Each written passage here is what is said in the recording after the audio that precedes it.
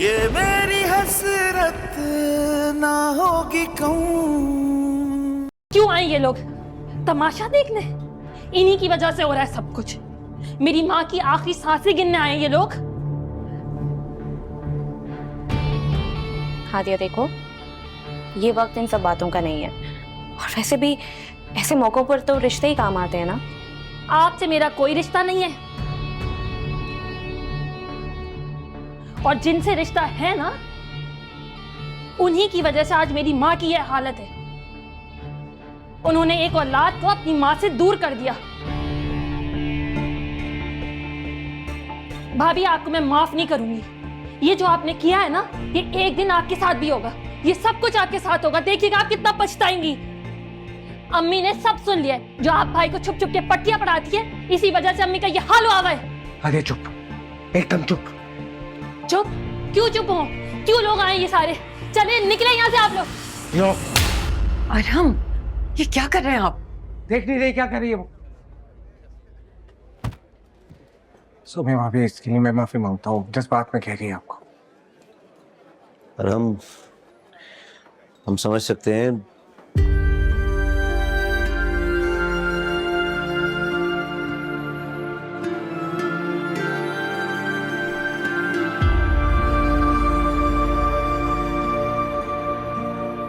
अरहम, शादीशुदा बहनों पे ऐसे हाथ नहीं उठाते। क्या सोचेगी वो? मेरे घर वालों के सामने उसकी इंसल्ट कर दिया आपने। चाहता मैं भी नहीं था, पर जरूरी था उसको उसकी हाथ बताना। बताने के, समझाने के और भी तरीके होते हैं अरहम। सबके सामने थप्पड़ मार दिया आपने उसे।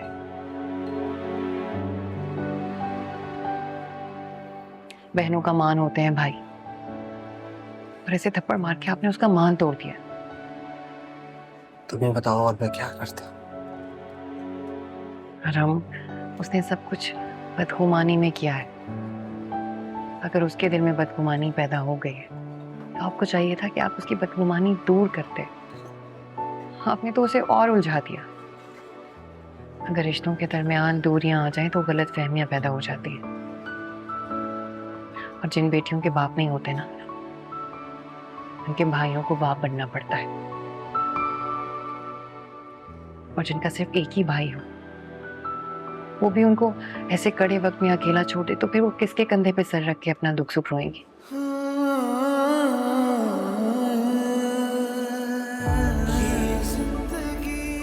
बात करें उससे, समझाएं उसे, मना ले उसे। हो चाहे जितना हम पे सितम, जिंदगी।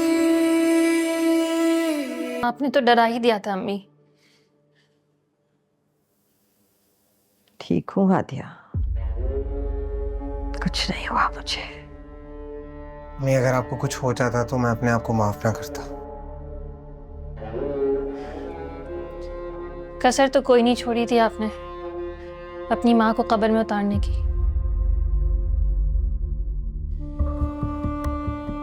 वो तो किस्मत थी कि बच गई, वरना आप दोनों ने तो पूरी तैयारी कर ली थी। बस एक एहसान करना, अस्पताल का बिल तुम खुद दे देना।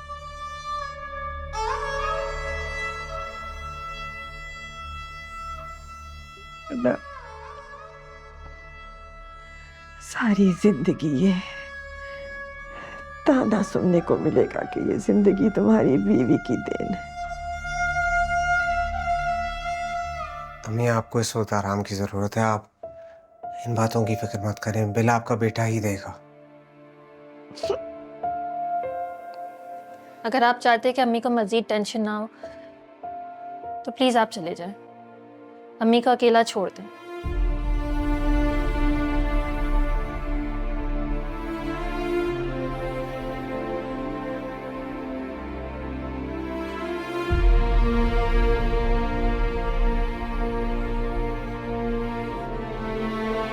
आपके लिए घर का खाना लाई हूँ अम्मी।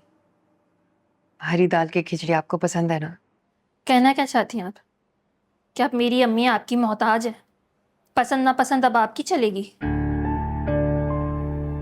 कैसी बातें कर रही हो हादिया?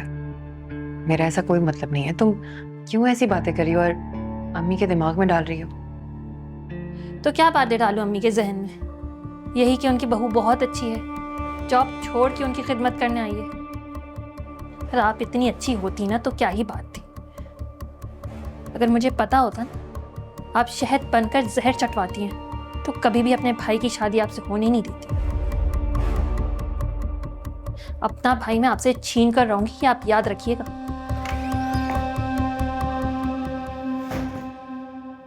नहीं, डॉक्टर ने डिस्चार्ज कर दिया। शुक्र है कोई ऐसी बीमारी नहीं कि हम मजीद रहना पड़े।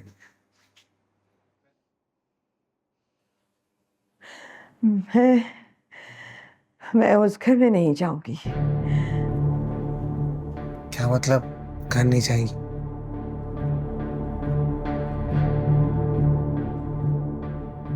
मैंने अपनी जेठानी से बात कर ली है, 2 दिन हम वहां रुकेंगे, फिर दुबई चले जाएंगे। आधे फजूल की बातें मत करो, अम्मी मेरे साथ जाएंगी। मैं उनसे बात कर चुकी हूँ। मैं किसी किस्म की कोई बहस नहीं करना चाहता। तो ठीक है, फिर मैं अकेली चली जाऊंगी। कैसी बातें कर रही हो हादिया? भाई का घर होते हुए जेठानी के घर में रहती अच्छी लगोगी तुम? तो क्या आपके शौहर के घर में रहती हुई अच्छी लगूंगी? अब बात बदनामी की आ गई है तो सब अकल आ गई आपको? वाह! जिद मत करो हादिया, जो भी गिले शिकवे हैं घर जाके बात कर लेंगे। तुम्हारे भाई ने तुम्हारा मान तोड़ा है, पर तुम अपने भाई का मान मत तोड़ो। शाबाश, घर चलो, घर चल के बात करते।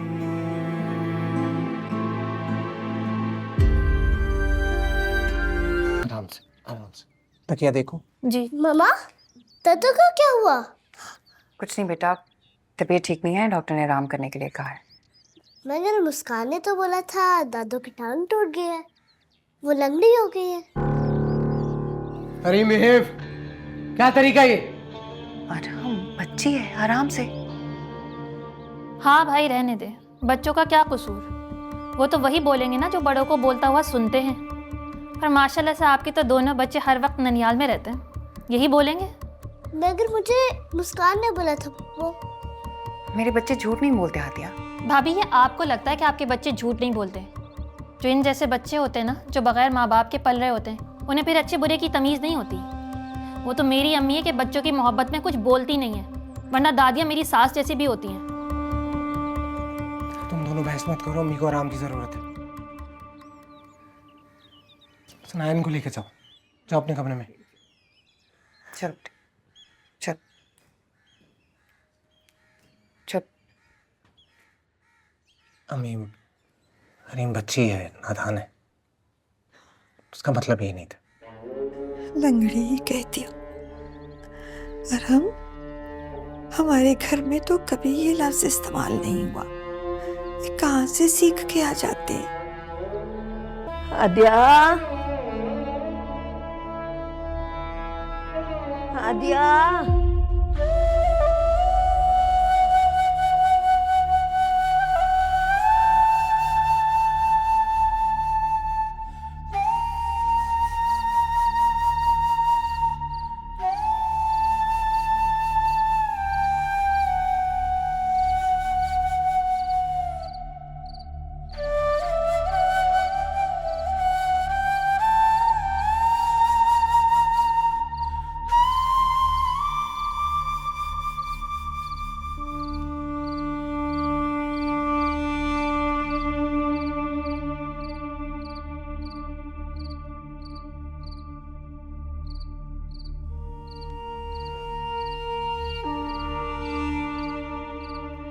अम्मी सो गई।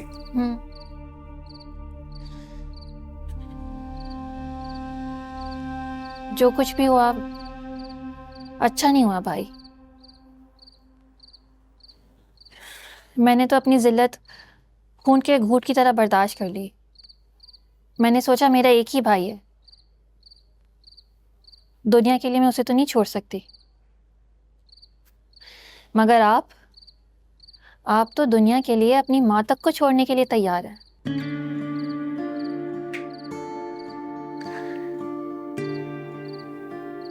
तो तुम ही बताओ हादिया, क्या करूं? ये कोई सवाल है कि मैं क्या करूं? अब भाभी से कहें कि वो ये जॉब छोड़े। अभी वक्त है ये फैसला करने का। गुजरा हुआ वक्त वापस नहीं आता, वैसे ही माँ बाप भी वापस नहीं आते।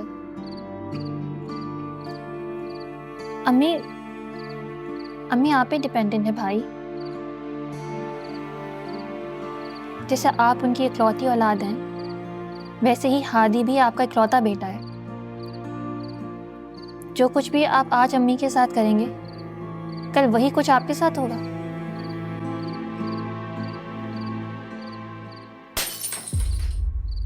अम्मी,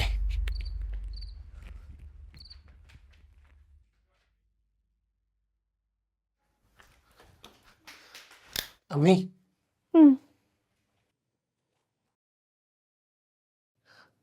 अम्मी को चाहिए था तो हमें आवाज लगा देती। गिरा जाती, चोट लग जाती तो। कोई एक आवाज दी, 10 आवाजें दी है। मजबूर माँ की आवाज कौन सुनता है? औलाद की मोहताजी से तो बेहतर था अल्लाह मेरे नसीब में 4 कंधे लिख देता। इस वक्त हमने अमाल का हिसाब देती नहीं, मैं हूं सहारा आपका। आप इतनी जल्दी मायूस ना हो। मैं आपका बेटा, आपके साथ हूं मैं। अम्मी हम यहीं पे थे, हमें तो आपकी कोई आवाज़ नहीं आई। और कौन एक ही आवाज़ पे दौड़ कर आ जाता है? आप थोड़ा इंतज़ार कर लेती। अब तो कोई 10 आवाजों पे भी नहीं आएगा। क्या हो गया है अम्मी? ग्लास टूटने पे भी तो आ गए ना हम। आप आवाज़ देती नहीं आते क्या? मैं कल बेल लगवा दूंगा, आपको आवाज नहीं देनी पड़ेगी। आप रोए मत प्लीज। अच्छा ये क्या था ये तो बताएं मुझे। प्यास लगी थी, पानी पीना था, सर में दर्द हो। पानी? मैं अम्मी को दवाई देती हूँ, आप भाभी से कह के ये शीशे की खिड़कियाँ साफ करवाएं। बच्चे हैं घर में, किसी को लग वग ना जाए। सनाया देखे। क्या हो गया है अम्मी? यार ये प्लीज क्लियर करवा दो।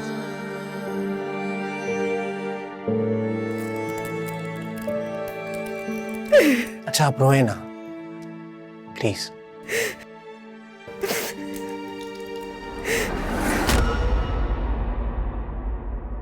ये मेरी हसरत ना होगी कहूँ